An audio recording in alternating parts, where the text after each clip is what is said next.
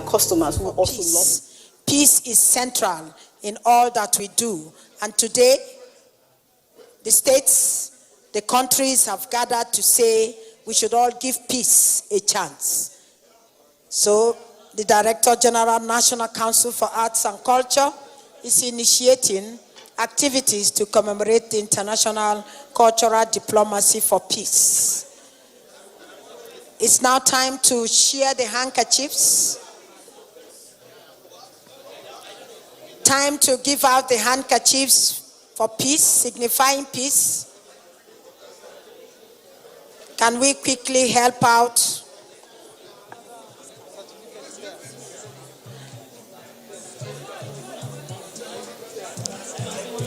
It's now time to share the handkerchiefs signifying peace, the white handkerchiefs, to the diplomats, our special guests.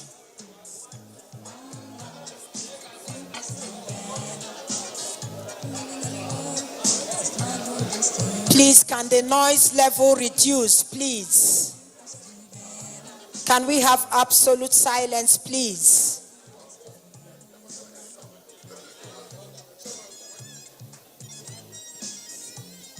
Sorry, please.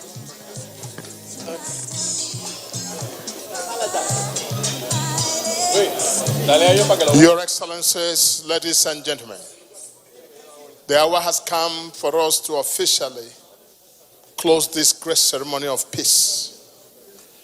It is for this reason that I may request all of us here seated to please rise.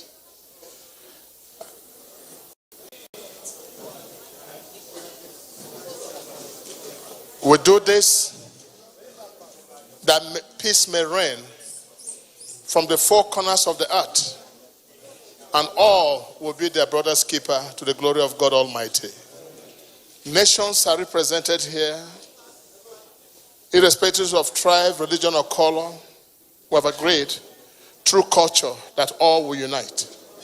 So may I request all of you to wave your handkerchief up of peace and to say, let peace be and reign in this world. Amen. Peace and peace and peace. Countries to countries and love for one another. Amen. And to do this also, I'd like the DJ to put up now Nigerian cultural music that all may dance for peace. DJ.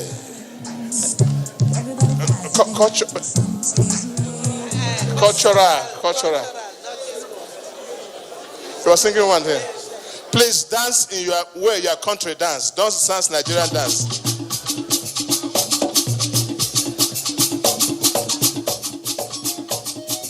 A symbol of unity, commemorating the International Cultural Diplomacy for Peace.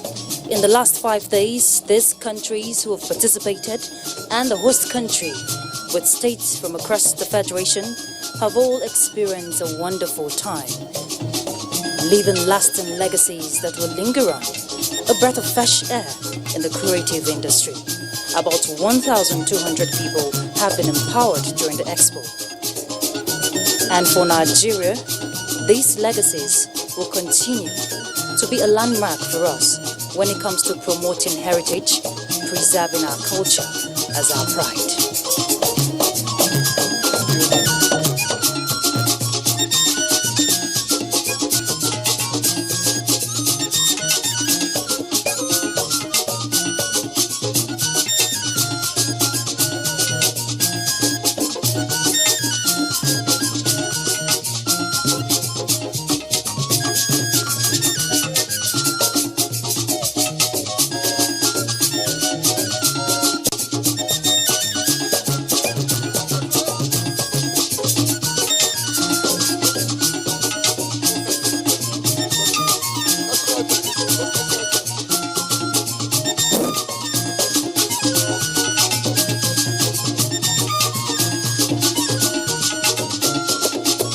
We'll take the national anthem.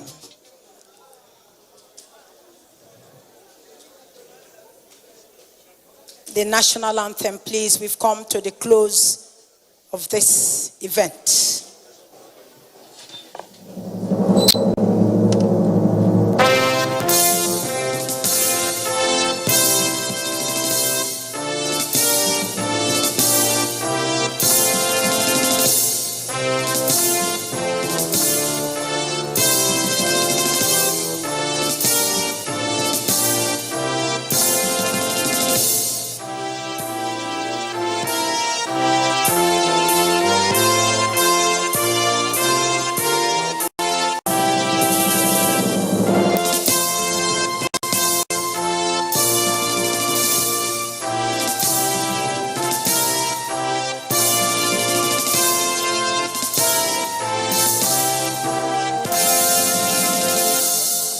Thank you very much. Nigeria is a great country. End of the closing ceremony of the 12th International Arts and Craft Expo that has been live on the network service of the Nigerian Television Authority here in the nation's capital. It has been a wonderful... First in October to this moment, the National Council for Arts and Culture has redefined the essence of doing business using culture. Henceforth, as we shake hands and embrace one another in this temporary goodbye, we are already extending the hand of friendship that you can trust in the years ahead. NCAC means business, and our business is networking and promoting international exchange through culture. Welcome to INAC Expo 2019, the biggest arts and craft expo in Africa. Your Excellencies, distinguished guests, we have some wonderful persons in our midst. Permit me, please, to introduce them. We have here Senator Rochas Okorocha, Chairman, Senate Committee on Culture and Tourism, and former Executive Governor of Imo State. He is the chairman of today's occasion. Your Excellency, sir, you're welcome. Also in our midst is the Honorable Minister of Women Affairs, Dame Pauline Talent, OFR, the mother of the day. You're welcome, ma'am. Let's put our hands together for her, please. We also have in our midst Otumba Shegun Runsewe OON, Director General, National Council for Arts and Culture, and President, World Craft Council, African Region. A man filled with ideas and innovation, a trailblazer in all ramifications. He has the capacity of creating an ocean out of a desert. Just take a look around you and see the creative ingenuity he has brought to bear in giving this hall a spectacular branding. Let's put our hands together for him, please. We also have in our midst His Royal Highness, the Emir of Jiwa, Dr. Idris Musa, MFR. Happening Your now Excellency, is you're the welcome. closing ceremony of the 12th International Arts and Craft Expo in the Federal Capital Territory, Abuja. You're welcome. You've been streamed live on the network service of the Nigerian Television Authority. And for the next few hours, I will be guiding you as events unfold. I'm Ruth Aguela. It's been 6 days of showcasing extraordinary creativity with an expression of cultural integration with the theme exporting Nigerian craft to the rest of the world. Over 30 countries have participated with about 13 states from across the country. Embassy of Hungary, you're welcome. In our midst too is Syed Mahmoud Azimi, Cultural Counselor, Iran Embassy, you're welcome. In our midst too is Mrs. Ndidi Aimewawu, Acting Director General, Center for Black African Arts and Civilization. You're welcome, ma'am. In our midst too is Ambassador of Venezuela, David Valesquez. You're welcome. Also in our midst is Mohammed Aboseria, Ambassador of Syria. You're welcome, sir. In our midst too we have Chargé d'Affaires, Sudan Embassy, Gazafu Mohammed. You're welcome, sir. We also have the Honorable Member, Ogun State House of Assembly, Honorable Adejojo Yusuf Temitokwe. You're welcome, sir. We also have Economic Counselor, Embassy of Hungary here, the Trade Office in Lagos, Agatha Honat. You are welcome. Also in our midst is the founder and chair, Ben TV UK, and former presidential candidate, mentoring CMDT, Alista Soyode. You are welcome, sir.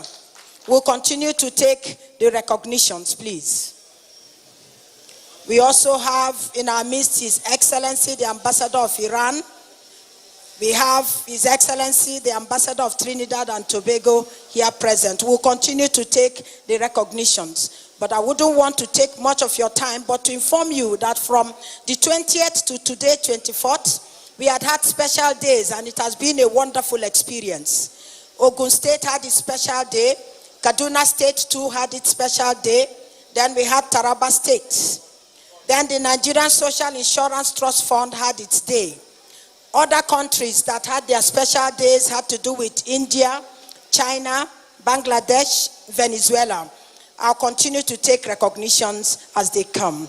Your Excellencies, distinguished guests, ladies and gentlemen, please permit me to invite the Director General, National Council for Arts and Culture, and President, World Craft Council, African Region, in the person of Otumba Segun Runsewe OON, to give us his brief remarks. Let's put our hands together for him as he steps forward to give us his remarks.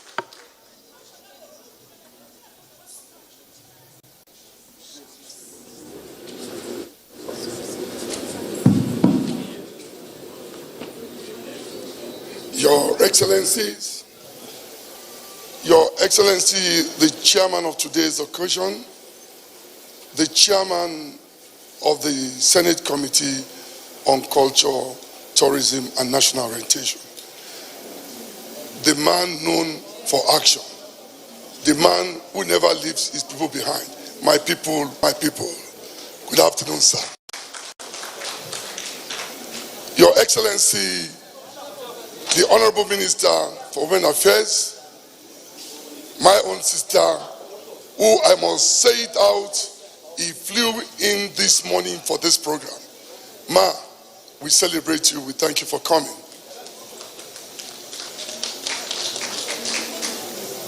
The Royal Father of the Day, our Emir of Jira, the father of all the emirs in the FCT, who is the chairman, Alhaji Ali, we welcome you, sir, especially, sir. Your Excellencies, ambassadors of various countries here present, the head of delegations from states,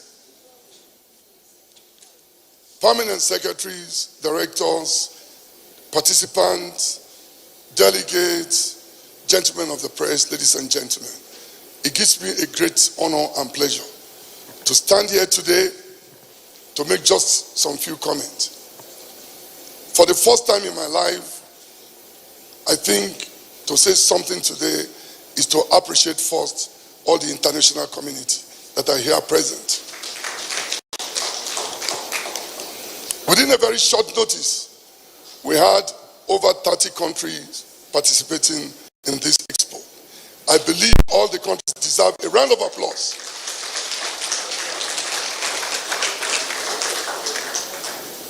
I was taken aback when we had the first day, the China Day, the Chinese Day, and somebody said to us, he has never seen where a Chinese is singing until we have come to Inak. My dear brother there, the head of the delegation, standing before us, said they are planning to take more Nigerians to learn how to sing Chinese songs. And I assure you, we are getting more Chinese to sing Nigerian too.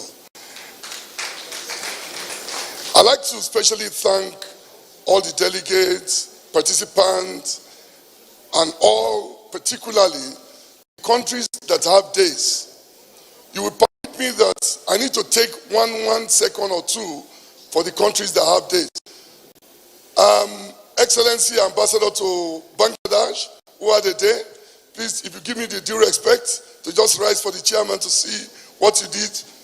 Bangladesh, Venezuela, India is right behind you, chairman, and China.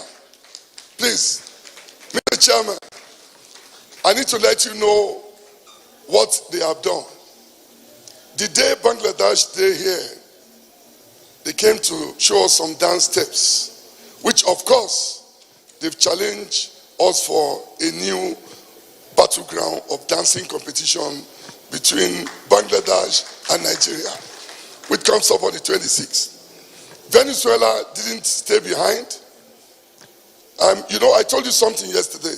Mr. Chairman is the chairman in the National Assembly. So let me repeat it before him. Mr. Chairman, sir, Venezuela have been winning Miss Universe for over 12 years. And I've said to him, Nigeria is taking it over from 2020. And I'll say it before the chairman. So you are prepared. Huh? We're taking it off. So it was a bit worried when I said it, that Nigeria needs to take the Miss Universe very soon. Very distinguished, ladies and gentlemen. China also came. India was there with us with a wonderful outing. This is a platform. To the successes we have recorded in improving access to credit for Nigerians in 2019. Following the success of the first session, the management of the Central Bank of Nigeria decided to convene a second session in Abuja, working in partnership with key stakeholders in the public sector. And I say this is the real time to hold this, and like we all know what is happening today in the world. I therefore have no doubt in my mind that with the caliber of people from both the public and private sector gathered here today, we will make the desired progress in generating ideas and solutions that will enable greater growth and development of our dear country.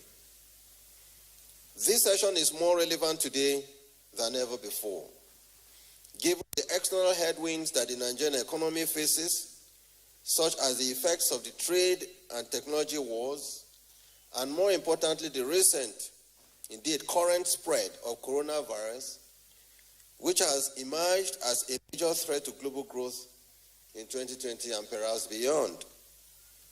The impact of the coronavirus across over 100 countries has affected global supply chains as well as demand for goods and services. Commodity prices have also been affected as crude oil prices have plummeted by over 45% since January 2020. Early this year, the IMF had projected that global growth would rise to 3.3% in 2020, up from 2.9% in 2019. However, with the onset of the virus, global growth is now expected to decline in 2020, but the extent of the decline will depend on how the epidemic is contained over the coming months. Central banks in key markets across the globe have responded by reducing policy rates in order to stimulate growth, while measures are being taken by fiscal authorities to build resilient buffers to contain the spread of the virus. But again, let me assure all of us as Nigerians that only 2 days ago, President Muhammadu Buhari constituted a committee headed by the Minister of Finance, Budget and National Planning to carry out an assessment of the impact not just of the coronavirus but also of the trade wars on Nigeria and profile a solution. But I want to assure all of us as Nigerians that in the coming days, both the monetary and the fiscal authorities will come together and we will bring out to Nigerians and the world our own recipe of solutions to these problems. The central bank, fortunately, had already embarked on similar measures, which has resulted in significant reduction in lending rates as part of our efforts to boost growth. Working with the fiscal authorities, we will not hesitate to deploy additional measures to strengthen our buffers and insulate the Nigerian economy from the global headwinds. As a background, in the last 3 years, the Nigerian economy had remained on a positive growth path. GDP growth has remained in positive territory for the 11th consecutive quarter, following the 2016-2017 economic recession. During the fourth quarter of 2019, GDP growth stood at 2.55%, which is the highest rate of quarterly growth attained since 2016, surpassing the expectation of several analysts who had predicted a 2.2% growth. For the year 2019, GDP growth stood at 2.27% relative to the negative 1.6% in 2016, highlighting the impact of fiscal and monetary policy measures that have helped support growth in critical sectors of the Nigerian economy such as agriculture, industry, oil and gas, and ICT. One of the critical measures that helped to boost growth in 2019 was the impact of the Central Bank of Nigeria's minimum loan to deposit ratio, which was initially at 60% and subsequently raised to 65%. We also imposed restrictions on access to open market operation auctions in order to encourage banks to lend to the real sector. Indeed, the banking sector has responded positively with the rise in aggregate industry credit from 15.3 trillion in May 2019 to over 17.2 trillion in January 2020. I'm aware that these loans have been granted to borrowers across different sectors at considerably lower rates. Although a lot more still needs to be done, we intend to sustain these policy measures as it will help support improved economic growth and create more employment opportunities in Nigeria. Some risks. Notwithstanding our current measures aimed at supporting growth, our economy faces considerable challenges. GDP growth remains below our national population growth rate at 2.6%. Second, our reliance on crude oil for more than 80% of our foreign exchange earnings and 60% of government revenues means our economy is exposed to the impacts of the coronavirus and crude oil shock. Projected declines in revenues, as occasioned by the drop in crude oil prices, constrain the government's ability to meet its infrastructure commitments in 2020, which is vital if we are to achieve double-digit growth. Given this challenge, it is imperative that this roundtable session comes up with well-structured funding models that will mobilize funds from banks and our development finance institutions and other financial institutions to fund critical infrastructure projects while providing attractive returns to investors. We must also use this opportunity to consider funding for infrastructure projects that improve access to market for farmers and SMEs, while also connecting the railways to our ports in order to increase our non-oil exports. Such schemes will support greater economic growth and help free up funds for the government to focus on other important priorities. On our part at the Central Bank of Nigeria, yes, it is true that in the last 2-3 years we have been focused aggressively on agriculture, primary agriculture, and a few select industries in the manufacturing sector. What we put on the table is that we will extend our intervention to areas like logistics.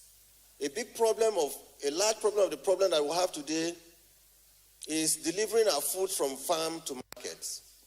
We'll be looking at intervening in whatever needs to be done to move food and food products from farm to market.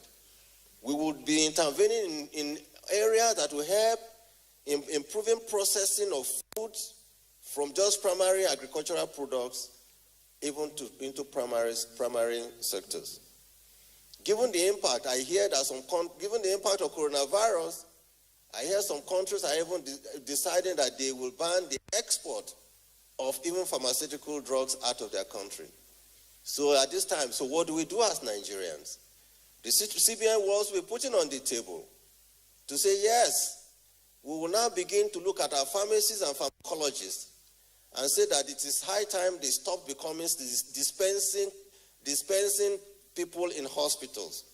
That they will now begin to practice begin to do what they really studied in school, the formulation of drugs, and the development and establishment of pharmaceutical industries will now begin to play a major part in our intervention activities. We will also be looking at the possibility for us to see to it that we reduce the drain of foreign exchange where we find people traveling abroad for common medical checks. We are going to intervene heavily in the health sector by trying to see how we could support the efforts of government to see to it that we develop specialist hospitals that can take care of diagnostics and also surgeries that would normally have taken our people out of the country and then a waste of our scarce FX resources. Indeed, the current oil price shock validates some of the measures taken by the fiscal and monetary authorities on diversification of the Nigerian economy. These measures, which have focused on improving domestic production of goods and services, particularly in the agriculture and manufacturing sectors, are necessary if we are to insulate our economy from volatilities in the crude oil market. We must build on the successes of these measures and reduce our dependence on excessive imports. Credit must go to President Muhammadu Buhari, who has placed considerable emphasis on diversifying our economy away from its reliance on earnings from crude oil. Distinguished ladies and gentlemen, I believe we can envision a vibrant economy in Nigeria that is less dependent on crude oil. There was a time in the 60s, our cities and rural communities were brimming with activities as industries sprung up in Lagos, Kano, Kaduna, Onitsha, Aba, to mention a few. Rural dwellers supported increased cultivation and export of cash crops, such as cocoa, palm oil, and cotton. These activities enabled the creation of jobs, not just for our rural communities, but also for our urban dwellers, while working to stem rural-urban migration. Our reliance on crude oil revenues beginning in the 70s was the advent of our problems in Nigeria. Oil rose from 3% of our total export earnings in 1960 to over 90% by 1976. Today, oil constitutes close to 80% of our export earnings. Our dependence on oil exports contributed to the massive decline of our global industries